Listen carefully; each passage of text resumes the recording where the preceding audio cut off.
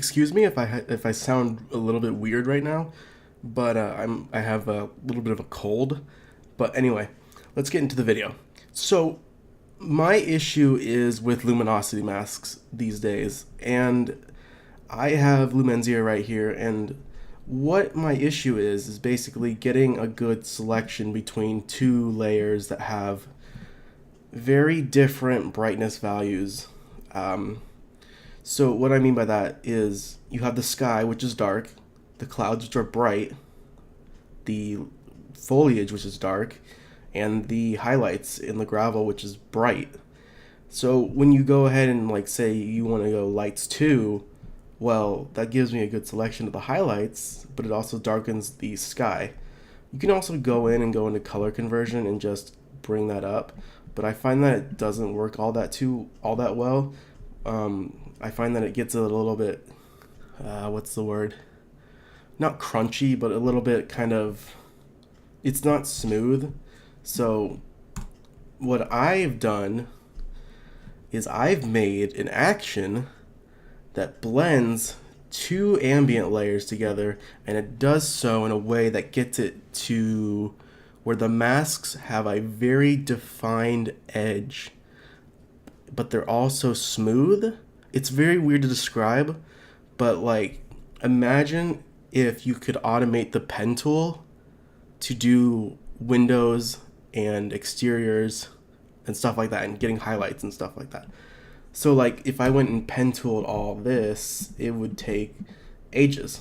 So basically what I've done is I've made an action that basically combines luminosity masks, the smoothness of luminosity masks with the accuracy of the pen tool. So let's go ahead and actually show you this. So I have my dark layer on top, and then I have my bright layer on the bottom. And I'm just gonna go ahead and I have I have it called Heinz 45. I don't know why, but I just called it that because I had ketchup on the brain. Um, but let's go ahead and press play. This is actually a pretty long action. Um, one sec. One second. I was trying to get this selected earlier, so excuse me. Let's go ahead and press play right now. And it's going to do its thing. And it shouldn't take too long on my computer, hopefully. But the result is bonkers.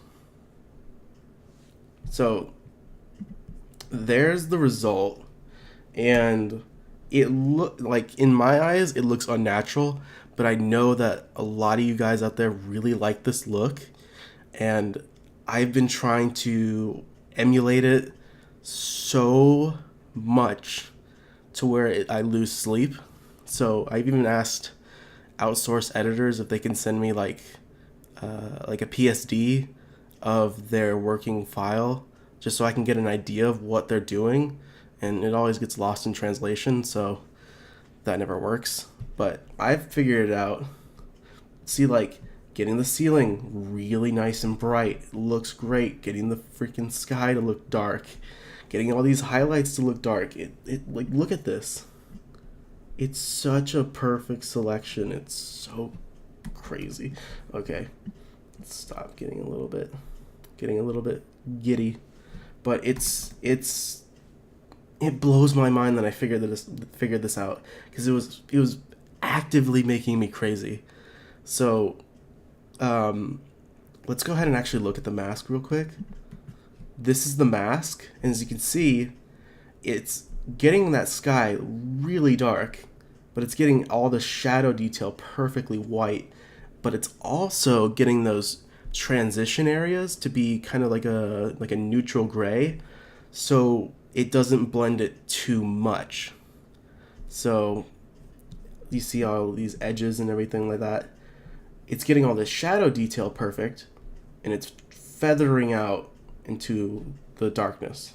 So I think this is just so cool. I don't know if this is gonna be cool to anyone else, but I'm extremely happy to where I really want to know where this goes.